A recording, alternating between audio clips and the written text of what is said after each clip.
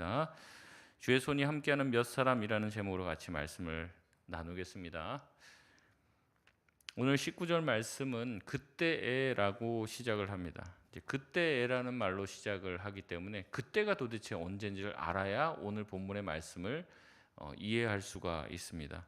이제 19절 앞에 나와 있는 내용인데요. 이제 2주 전에 들었던 말씀이어서 이제 기억이 하실 겁니다. 이제 다시 한번 제가 좀 설명을 해드리면, 베드로가 이제 이방인에게 세례를 주었다는 소식이 퍼지게 되죠. 그러니까 이제 유대인들이 이제 할례를 받은 이제 그리스도인들이 어떻게 베드로한테 이제 그렇게 세례를 베풀고 이방인한테 그렇게 할 수 있느냐라고 비난을 했습니다. 그래서 이제 베드로가 자초지종을 설명하고, 하나님께서 나에게 4번이나 이렇게 명령을 하시고 또 이런 환상도 보여주셔서 또 그들을 따라가서 복음을 전했더니 성령이 임했다는 이야기를 하자 사람들이 그제서야 잠잠하고 하나님께 영광을 돌리더라라고 이야기를 했습니다.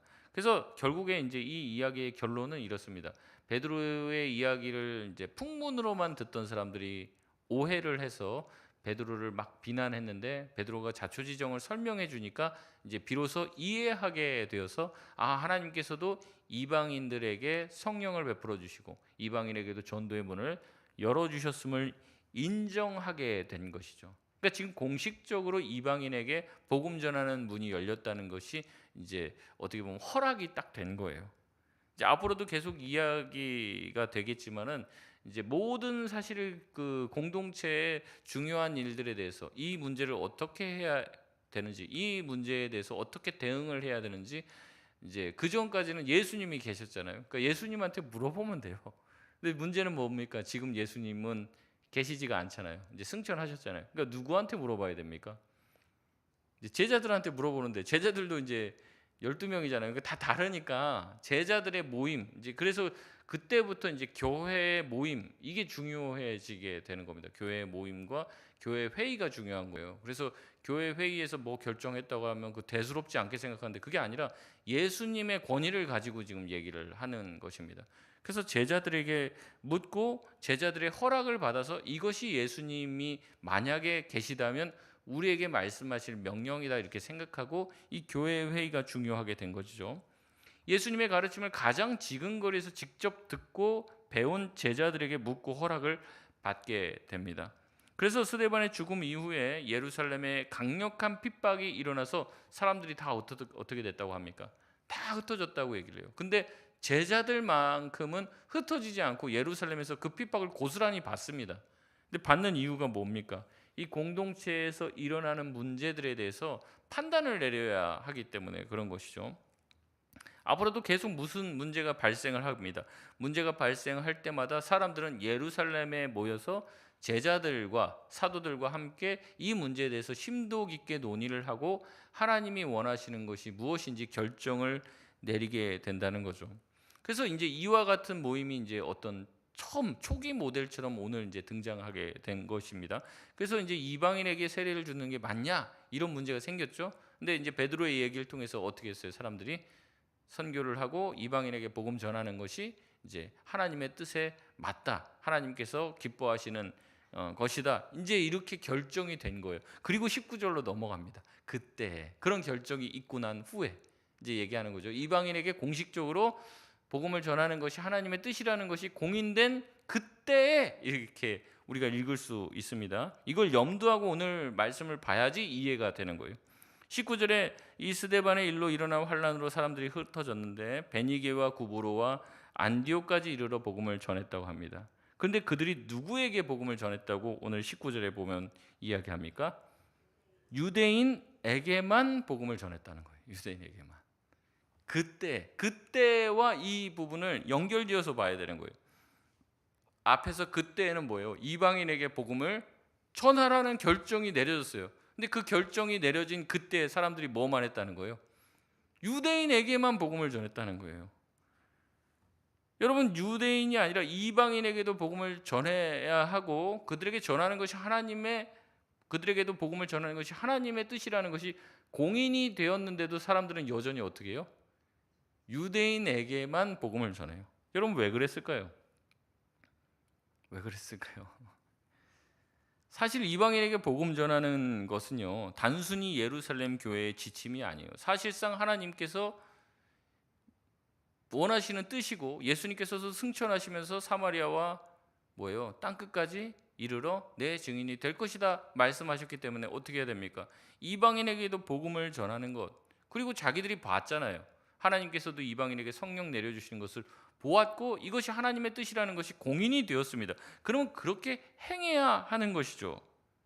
우리 한번 18절 말씀을 다시 한번 읽어보겠습니다. 11장 18절 말씀 시작. 그들이 이 말을 듣고 잠잠하여 하나님께 영광을 돌려 이르되 그러면 하나님께서 이방인에게도 생명 얻는 회개를 주셨도다 하니라. 아멘. 지금 인정했습니까? 안 했습니까? 인정했죠. 하나님께서도 이방인에게 생명 얻는 회개를 주셨다는 것은 하나님께서 그것을 통해서 영광 받겠다는 하나님의 어떤 이제 지문과도 같은 하나님의 이제 결정적인 뜻인 것이죠. 그런데도 불구하고 그 뜻을 알아차린 흩어진 자들이 어떻게 해요? 유대인에게만 복음을 전했다는 거예요. 다시 질문을 해드리겠습니다. 왜 그랬을까요? 왜? 하나님의 뜻이 이방인에게도 복음 전하는 것이라는 걸 알아요. 그런데도 왜 유대인에게만 복음을 전했을까요? 하나님이 그렇게 하라고 해도요, 싫은 거예요. 싫은 거. 이방인에게 복음 전하는 게 싫어요. 이방인 자체가 싫다고요. 암만 하나님의 뜻이 이방인에게 복음 전하고 그들이 구원받는 것이라고 할지라도 이방인이 예수 믿고 회개하고 돌아오는 것이 탐탁치가 않아요, 내가. 그래서 어떻습니까? 순종하지 않는 것이죠. 여러분, 구약의 대표적인 인물이 누굽니까? 이렇게 하나님이 이방인에게 복음 전하라고 하는데 탐탁지 않아 갖고 안 가려고 도망가다가 물고기 뱃속에 들어간 사람. 요나죠, 요나. 하나님이 가서 심판의 메시지를 전하지만 그들을 구원하려고 하는 게 하나님의 뜻이라는 것을 요나가 알아요, 몰라요? 알아요. 근데 그게 자기 마음에 들지가 않아요. 그러니까 도망가잖아요. 여러분, 우리는 어떻습니까? 하나님의 뜻이라면 내가 싫어도 하려고 합니까? 아니면 하나님의 뜻이라도 내가 싫으면 안 합니까? 어떤 사람을 내가 사랑해야 된다는 것, 내가 그 미워하는 그 사람을 용서해야 된다는 거 알아요, 몰라요? 알죠.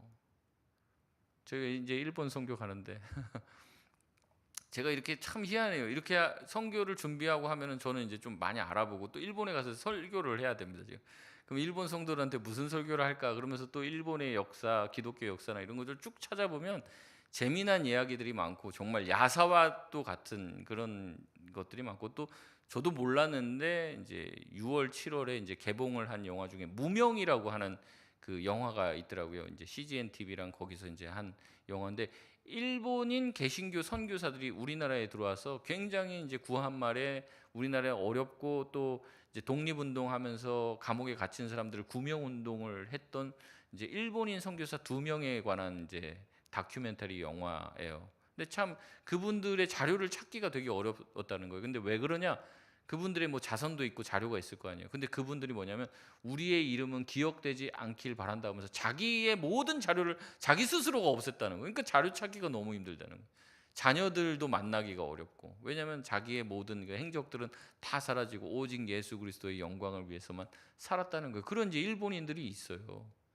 그리고 이제 그분들이 와서 이제 복음을 전하고 이렇게 사역을 하고 우리나라에 그때 얼마나 고아들이 많았습니까? 막 3천 명씩 고아들 데리고 고아원 짓고 그렇게 하고 이런 일들을 했던 이제 수많은 일본인 선교사님들이 계시더라고요. 근데 이제 이분들은 일본인한테도 굉장히 핍박을 많이 받은 거죠. 왜 조선인들을 이렇게 하냐? 그리고 조선 사람들도 안 믿어줘요. 왜냐면 저 일본 스파이다 저거 우리 이렇게 도와주는 척하면서 그래서 이제 일본인이면서도 일본에도 못 끼고 또 대한민국 사람들, 조선 사람들이 또 좋아해 주지도 않고 그러면서도 나는 주님만 바라본다. 양쪽에서 다 오해받으면서 그렇게 자기 삶을 다 쏟아붓고 그렇게 헌신했던 선교사님들의 모습들이 있더라고요. 참 대단한 거죠. 그런 얘기들을 보면. 근데도 여전히 우리 마음에는 어떻습니까? 일본을 용서해라 이런 얘기 들면은 확 뭐가 치밀어 오르죠. 그 사람들이 와서 나한테 미안하다고 하면 내가 좀 사랑해 주지. 이런 마음들이 있단 말이죠. 그래서 여전히 일본 선교가 불편한 마음이 있을 수도 있습니다. 근데 일본 사람들도 하나님이 사랑할까요? 사랑하지 않을까요? 사랑하잖아요. 사랑하죠. 중국 좋아하시는 분은 없을 겁니다. 근데 중국 사람도 하나님 사랑하실까요? 안 사랑하실까요? 사랑하시죠. 근데 우리는 어때요? 싫은 거예요. 태생적으로 그게 싫어요. 그게. 그래서 딴 데 선교는 가도 난 그 나라는 안 가. 그 나라는 좀 벌 좀 받아야지. 하나님한테 모자란 게 있다고 벌 좀 받아야지. 아이고 그렇게 못되게 하는데 벌 좀 받아야지. 그 사람이 회개하고 돌이키기를 원하지 않는다는 거예요. 조금 더 어려운 얘기 하겠습니다. 여러분 김정은 하나님 사랑하실까요? 안 사랑하실까요? 김정은이 심판받아서 죽는 걸 하나님 원하실까요? 회개하고 변화되길 원하실까요? 근데 그거 정말 여러분도 원하십니까? 사실 저도 안 원해요. 좀 한 대 좀 맞고 세게 맞고 주님께 돌아오면 몰라도 그게 힘들단 말이에요, 사실은. 여러분 유대인의 마음들이 이렇습니다. 그래서 하나님께서 그들에게 복음 전해야 된다는 거 이들이 모르는 게 아니에요. 알아요. 지금 공인이 됐어요. 그럼에도 불구하고 자신들은 어떻게 합니까? 유대인에게만 복음을 전하고 있다고 말하고 있습니다. 물론 하나님의 말씀에 순종하지 않는 것이 다 이런 이유는 아닐 거예요. 싫어서만은 아닐 거예요. 순종하고 싶지만 그것이 잘 되지 않아서 순종 못 하시는 분들도 계실 겁니다. 그러나 지금 상황은 전혀 다르죠. 하나님의 뜻이 뭔지도 알아요. 그리고 어떻게 해야 되는지, 하나님이 나에게 뭘 원하시는지도 분명히 아는데 문제는 뭐예요? 내가 그걸 하기가 싫어서 안 하는 거예요. 내 마음에 들지 않고 내 기준에 맞지 않고 내가 하고 싶지가 않은데 하나님이 자꾸만 나한테 얘기하니까 어떻게 합니까? 그 하나님도 싫은 거죠. 하나님 왜 자꾸 나한테 이러세요? 나한테 강요하지 마세요. 저 사람 사랑하는 마음이 없는데 왜 자꾸 사랑하라고 그러세요? 용서하라고 왜 강요하세요? 그러면서 하나님 말씀을 일부러 들으려고 하지 않습니다. 일부러 기도하면 자꾸 그 생각 드니까 기도도 안 해요. 말씀도 안 봐요. 하나님의 말씀과 의도와 나를 향한 뜻이 너무나도 분명함에도 불구하고 그렇게 하지 않으려고 한다는 거죠. 근데 다른 사람들이 봤을 때는 그런 식으로 비춰지고 싶지는 않아요. 그러니까 순종하는 척은 합니다. 근데 마음은 완전 딴 데가 있는 거죠. 여러분 우리의 마음의 상태 하나님도 아시고 우리 자신도 압니다. 우리가 하는 그런 것이 정말로 하나님이 원하시는 그 일에 순종하는지 아니면 그 신용만 하는지 하나님이 다 알고 계신다는 것이죠. 여러분 구약에 나와 있는 모든 내용들은 다 그런 얘기들 아닙니까? 그들이 제사를 안 드립니까? 그들이 뭐 하나님 앞에서 절기를 안 지킵니까? 내야 될 것 안 냅니까? 다 해요. 다 하는데 문제는 뭐예요? 마음이 나한테 멀어졌다는 거잖아요.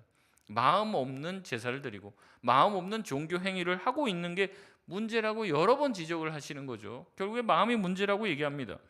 구약의 사무엘과 이 이스라엘의 초대왕 사울의 이야기를 아실 것입니다. 사무엘은요 사울 왕에게 이렇게 명령합니다. 사무엘상 15장 2절에서 3절 말씀에 만군의 여호와께서 이같이 말씀하시기를 아말렉이 이스라엘에게 행한 일 곧 애굽에서 나올 때의 길에서 대적한 일로 내가 그들을 벌하노니 지금 가서 아말렉을 쳐서 그들의 모든 소유를 남기지 말고 진멸하되 남녀와 소아와 젖먹이는 아이와 우양과 낙타와 나귀를 죽이라 하였나이다 하니 어떻게 명령하십니까?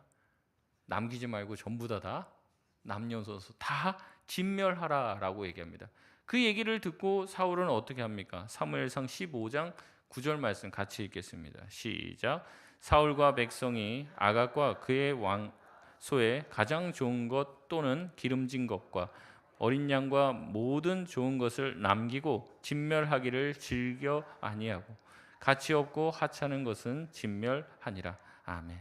진멸하라고 했는데 진멸하기를 즐겨하지 않고 가치 없고 하찮은 것만 죽입니다. 사울은 지금 순종했습니까? 순종하지 않았습니까? 순종하지 않았죠.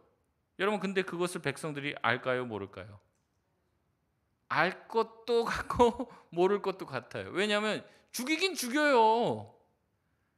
근데 교묘하게 자기가 봤을 때는 괜찮은 것들은 살려놓는다는 거죠. 순종한 것 같기도 하고 안 한 것 같기도 하고. 여러분 이게 그래요. 우리가 순종을요 안 하는 사람 거의 없어요 교회에서. 신앙인이 순종 대놓고 안 하는 사람은 없어요. 근데 어떻게 하냐? 진짜 하지는 않고 어떻게 해요? 하는 것처럼 거의 순종 같은 거를 해요. 순종 뭐 이렇게 뭘 하자 그러면 하는 것 같은데 안 하고, 안 하는 거는 아닌데 하는 것 같은 애매한 자세를 취한다는 거죠. 그래서 하나님께서 보시기에도 분명히 이건 순종이고 아니고 이게 명백한데도 불구하고 어때요? 사람들 눈에 보기에는 이게 헷갈리게 만든다는 거죠. 여러분, 이런 모습을 보인 사울을 향해 하나님은 사울을 세운 것을 후회했다라고 얘기합니다. 11절에 사울을 위해서 근심하며 밤을 새서 하나님께 기도하는 거예요. 그러면서 이 하나님의 마음을 돌이키려고 막 하는데도 사울은 뻔뻔하게 사무엘에게 이렇게 말합니다. 13절에 사무엘이 사울에게 이른즉 사울이 그에게 이르되 원하건대 당신은 여호와께 복을 받으소서. 내가 여호와의 명령을 행하였나이다 하니. 사울이 자기가 하나님의 말씀을 지켰다는 거예요, 안 지켰다는 거예요? 지켰다고 말을 해요. 이게 그렇더라고요. 거짓말도 자꾸 하다 보면 자기도 스스로 진짜인 줄 이제 착각을 하는 이제 수준에 되는 거예요. 자꾸 거짓말을 하면 할수록 강화가 됩니다. 사울은 자기가 처음에는 하나님 말씀 지키지 않았던 것을 알았을 거예요. 근데 자기도 하다 보니까 자기가 지켰다고 자기 스스로도 얘기하죠. 그래서 어떻게 보면 뻔뻔하게 얘기합니다. 나는 여호와의 명령대로 준행하였나이다. 이렇게 얘기한다는 거죠.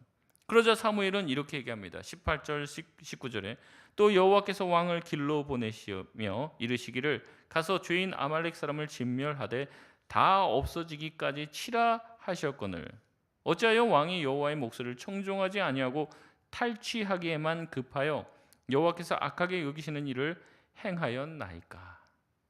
책망을 듣자 사울은 변명을 합니다. 그러자 사무엘이 하나님께 밤새 기도하고 다시 한번 돌이키게 해달라고 하지만 그래도 잘못을 시인하지 않으니 결국에는 결정타를 날리는데 22절에서 24절까지 말씀입니다. 사무엘이 이르되 여호와께서 번제와 다른 제사를 그의 목소리를 청종하는 것을 좋아하심같이 좋아하시겠나이까. 순종이 제사보다 낫고 듣는 것이 순양의 기름보다 나으니 이는 거역하는 것은 점치는 죄와 같고 완고한 것은 사신 우상에게 절하는 죄와 같음이라. 왕이 여호와의 말씀을 버렸으므로 여호와께서도 왕을 버려 왕이 되지 못하게 하셨나이다 하니. 24절 같이 읽겠습니다. 사울이 사무엘에게 이르되 내가 범죄하였나이다. 내가 여호와의 명령과 당신의 말씀을 어긴 것은 내가 백성을 두려워하여 그들의 말을 청종하였음이니이다. 아멘. 이제 실토를 이제 마지막에 하는 거예요. 처음에는 내가 언제 여호와의 말씀을 듣지 않았습니까? 나 다 따랐습니다. 준행했습니다. 어김이 없이 다 했습니다. 진멸했습니다. 이러지만 계속해서 추궁하고 들어가니까 뭐라고 얘기해요? 결국에 내가 여호와의 명령을 청종하지 않고 누구 말을 들었다는 거예요? 백성들의 말을 청종했다. 백성들이 자기에게 하는 말, 백성들을 두려워하여. 근데 사울이 두려워야 되는 건 백성이 아니라 누굽니까? 하나님을 두려워해야 되는 거죠. 근데 하나님의 말씀은 가짜않게 생각을 하고 백성들 눈치, 사람들 눈치 보면서 그들의 말을 더 청종했다고 말하는 거죠. 정말 참담해요. 이 사울은요, 자기가 했던 말이 앞뒤가 하나도 안 맞아요.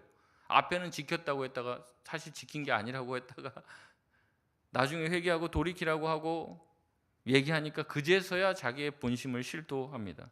여러분, 사울의 모습이 전형적인 우리의 모습과 비슷하지 않습니까? 순종하기는 싫은데 순종 안 할 수는 없고 순종하는 것 같지만 순종 비슷한 것만 해놓고선 순종한 것인 양 생각을 합니다, 스스로. 근데 하나님의 기준에 봤을 땐 전혀 아닌 거죠.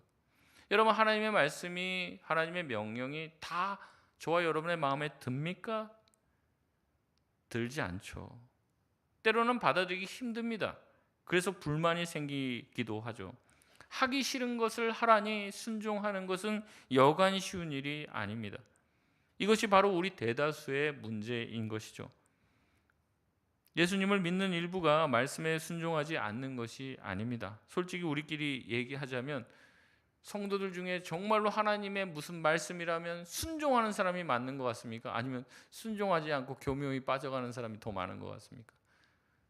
교모에 빠져가고 합리화시키고 이래서 안 되고 저래서 안 되고 핑계가 많죠. 우리는 어떻게 이걸 100%다 순종해? 우리 잘 빠져나갑니다.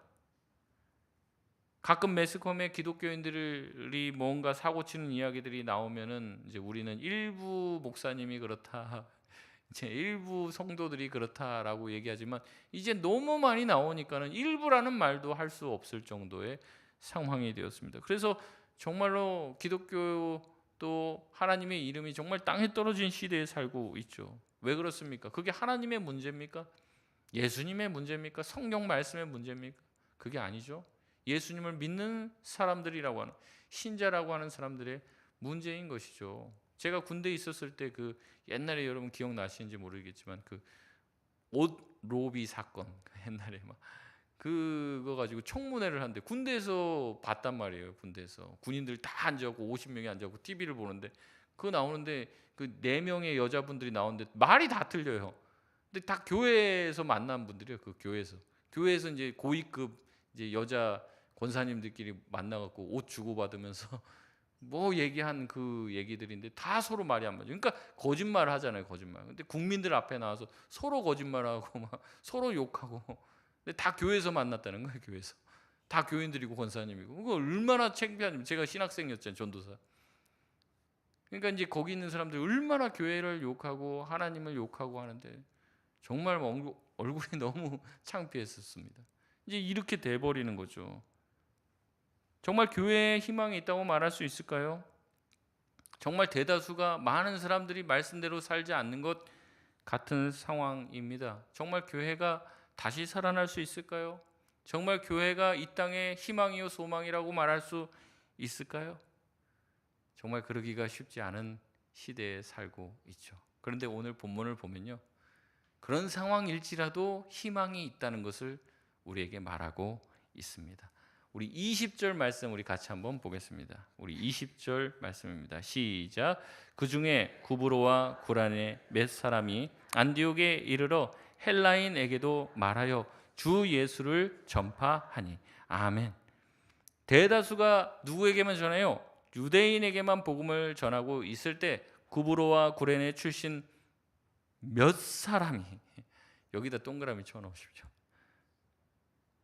구브로와 구레네 몇 사람이 안디옥에 이르러 헬라인에게도 말하여 주 예수를 전파하니.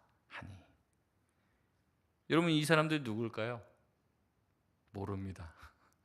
무명의 그리스도인이에요. 몇 사람. 이름이 등장하지도 않습니다.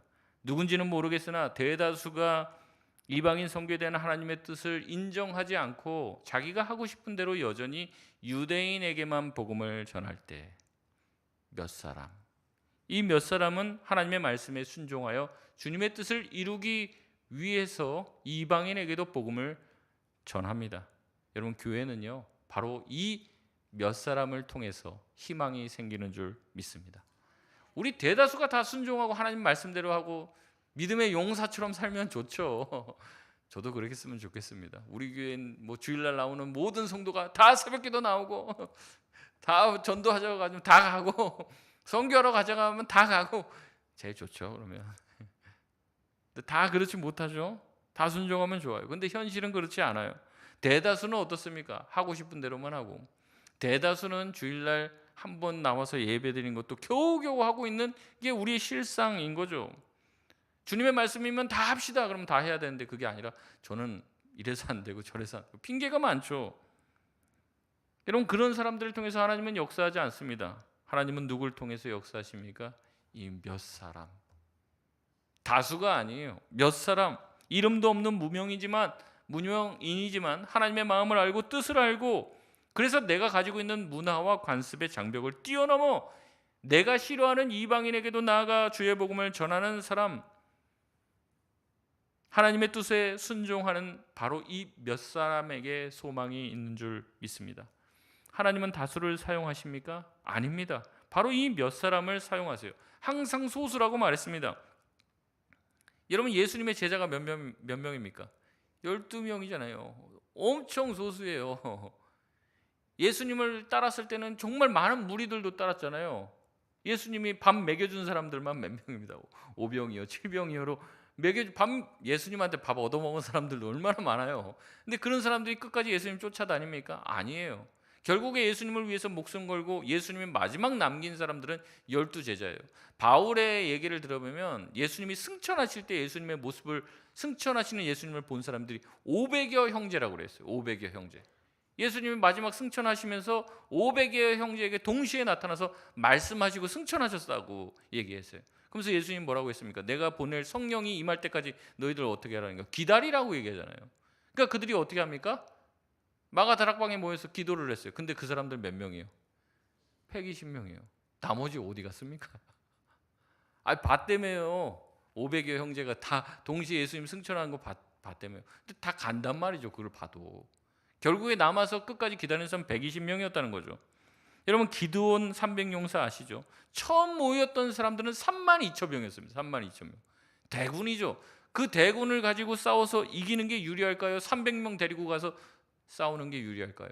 32,000명 데리고 가는 게 유리하죠. 그런데 어떻게 합니까? 하나님은 소수만 데리고 가십니다. 소수. 왜냐하면 소수를 통해서 하나님의 일을 이루시는 거죠. 그것을 통해 하나님의 위대하심을 보여주려고 하는 겁니다.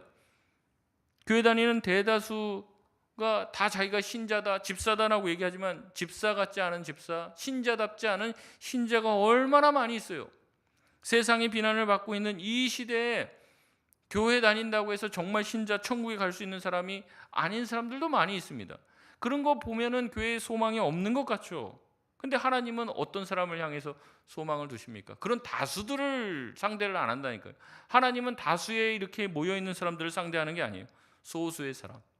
하나님의 말씀에 순종해 보려고 발버둥 치는 몇 사람을 통해서 하나님은 이 땅의 소망과 이 땅의 희망의 불씨를 끄지 않으십니다. 우리의 목표는 모든 사람을 다 리더로 만드는 게 아닙니다. 몇 안 돼도 돼요. 리더가 리더다우면 됩니다. 중직자가 중직자다우면 된다는 거죠. 몇 사람만 있으면 됩니다. 하나님의 말씀에 제대로 헌신하고 주님의 말씀과 뜻과 비전과 사명에 붙들림 받은 한 사람, 두 사람만 있으면 된다는 거죠. 우리 교회도 여럿이 필요하지 않습니다. 주님 앞에 헌신된 몇 사람만 있으면 됩니다. 아 그러면 목사님 나는 필요 없구나. 그 말씀 드린 게 아니라 그렇게 생각하면 여러분 지금 잘못 생각하고 있는 거고, 제가 드리는 말씀은 무엇이냐면 여러분이 그 소수가 돼야 된다는 거죠. 여러분이, 여기 수요예배 나오신 여러분이 그 말씀의 소수가 되어 하나님의 손에 붙들린 소수가 되어서 위대한 일을 하는 것이죠. 여러분 이제 신앙 서적들 많이 있는데요. 이제 세이비어 교회 이야기라는 책이 있어요. 세이비어 교회. 미국에 이제 기라성 같은 교회들이 많이 있습니다. 근데 미국에서 가장 영향력 있는 교회가 어느 교회냐? 그러니까 1위가 세이비어 교회가 된 거예요. 이렇게 설문을 했던. 근데 그 교회가요 200명 모이는 교회, 200명. 근데 미국에서 제일 영향력 있는 교회다 선정이 돼서 그 교회의 이야기가 책으로 나온 거예요. 여러분 미국에 보면 몇십만 명, 몇천만 명 거의 모인다는 교회들이 있어요. 뭐 이제 온라인 교회처럼 해서 라이프 처치라 이런 데는 굉장히 많은 사람, 몇백만 명이 뭐 성도들이. 근데 그 교회들보다 더 영향력 있는 교회는 세이비어 교회라는 거예요. 몇 명 되지도 않는데요. 그 교회가 운영하는 자금만 해도 몇십억이 된다는 거예요. 몇백억이 되고. 근데 그 교회, 작은 교회 그 성도들이 헌신해서 그런 게 아니라 그분들이 하는 일에 많은 사람들이 감동을 받아서 함께 동참하고 또 섬기고 이래서 미국 전역에 굉장히 영향력 있는 교회가 되었다. 이렇게 해서 그 책이 나온 겁니다. 여러분도 한번 읽어보시면 좋을 것 같은데요. 여러분 작다고 해서 무슨 일을 못하는 게 아닙니다.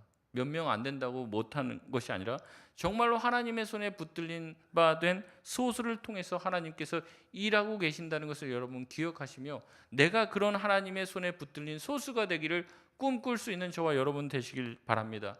여러분 기도하는 소수가 되십시오.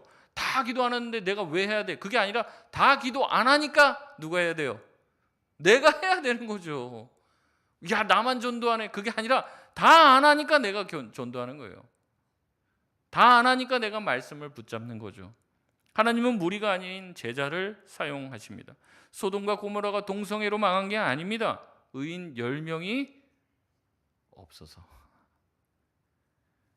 그런 소수가 되시길 바랍니다.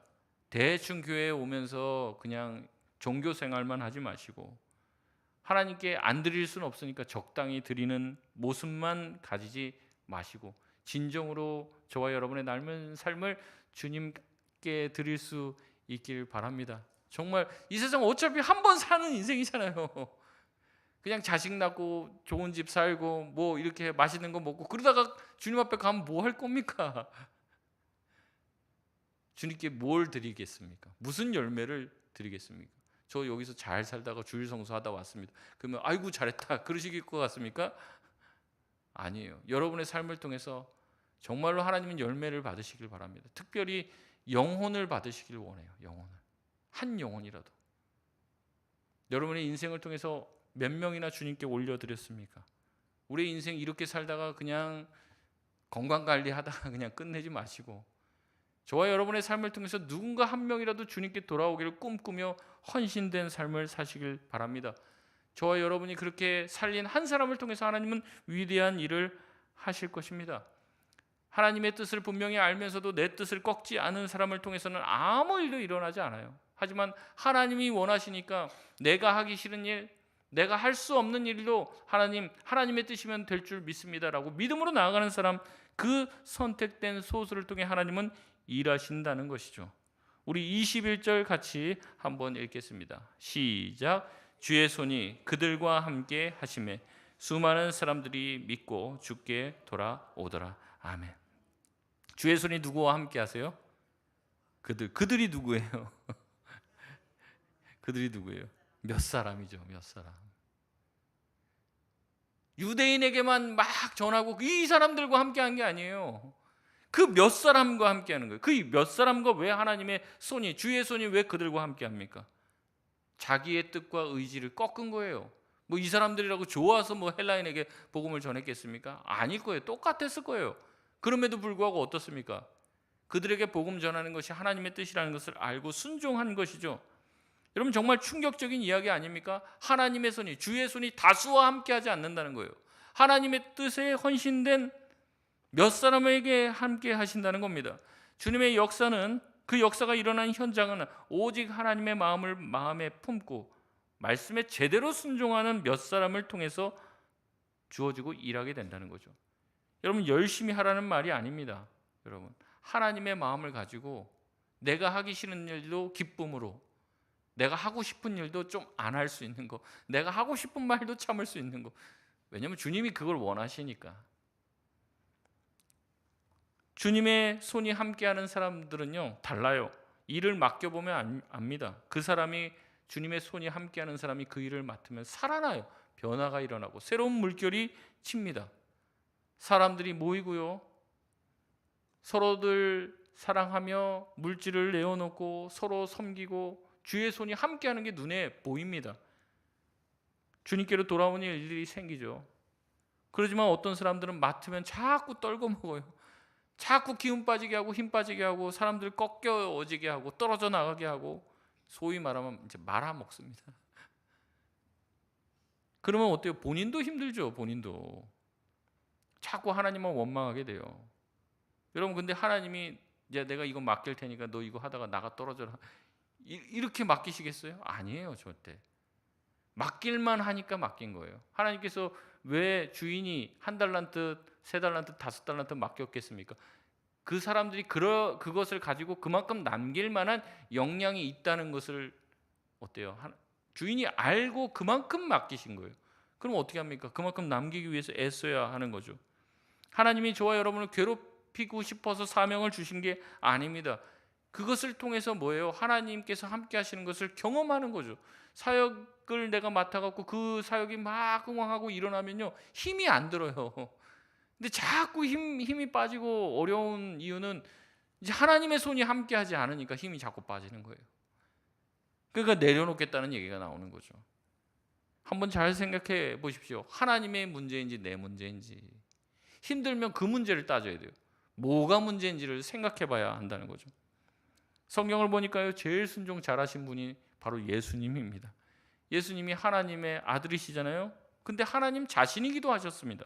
그럼에도 성부 아버지의 말씀에 순종하시죠. 자기의 뜻을 꺾으십니다. 오직 성부 아버지의 말씀과 그 뜻을 성취하기 위해서 사시죠.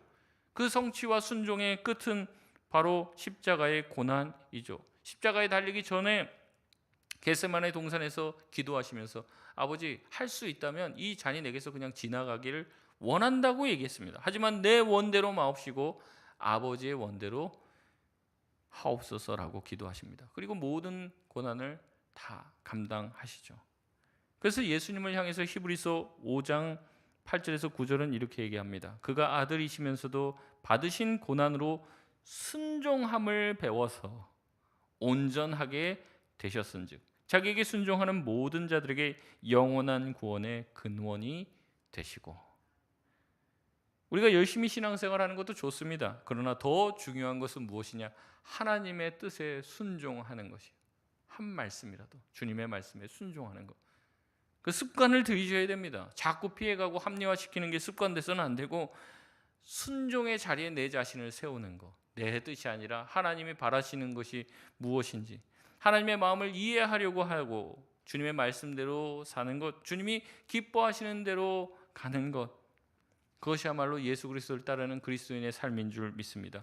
그리고 그런 사람들에게 무엇이 함께해요? 주님의 손이 함께 합니다. 주님은 지금도 그런 소수를 찾고 계십니다. 말씀을 마치겠습니다. 우리의 신앙생활과 섬김을 통해서 하나님의 손에 역사가 있기를 주님의 이름으로 축원드립니다. 내 이름으로 안간힘을 써서 살려보려고 해도 교회는 못 살려요. 그런 식으로 되는 게 아닙니다. 하나님의 손이 함께 하시면요, 자동적으로 일어나고 살아나게 되는 거예요. 보면 혼자 힘으로 안간힘 쓰다가 혼자서 그냥 나자빠집니다. 그러나 하나님께서 주시는 힘을 공급받으면 기쁘고 즐겁고 얼굴에서 빛이 나죠. 그런 사람이 있는 곳은 다 살아나게 됩니다. 그렇기 때문에 우리가 항상 해야 되는 것은 무엇이냐? 주님을 바라보고 주의 말씀에 순종하는 사람이 돼야 할 줄 믿습니다.